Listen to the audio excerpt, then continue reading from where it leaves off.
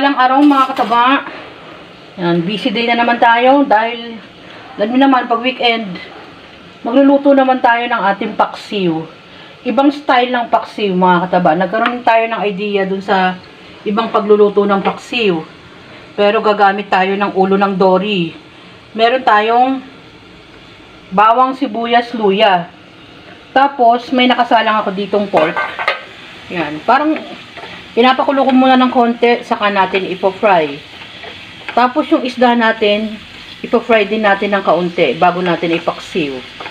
Ayan, ganyan ang style natin sa ibang style naman ng paksiw. Ayan. Pabayaan muna, hinaluan ko ng konting taba kasi mas masarap yan mamaya, magmamantika siya ng kaunti. Ayan, pabayaan pa natin lumambot at iba-brown natin. Balikan natin. Ayan. May-brown ko na ang ating pork. At inuumpisahan ko ng i-fry ang ating isda.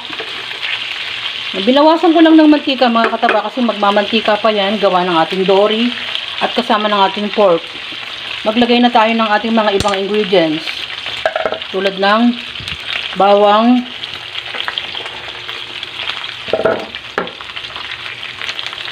sayang naman to, bawang, luya, sibuyas. Yan, delay ang reaction. Kuratsa na naman si Mama Taba dahil tayo ay nagde-defrost ng ating rep. Paminta.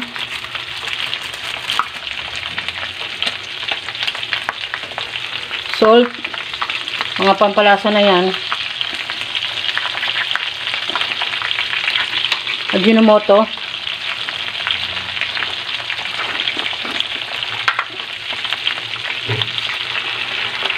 Suka. Prepare nyo na lang gaano kaasim, gaano kaalat mga kataba. Wag naman masyado. Lahat ng sobra ay masama. Tubig.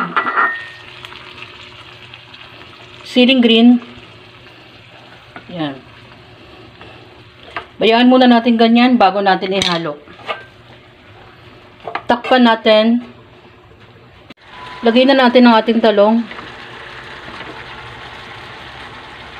Binabaligtad ko para yung balat. Yan.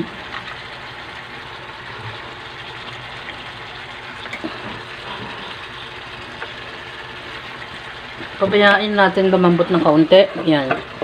Maya-maya luto na yan. Tikman natin mamaya.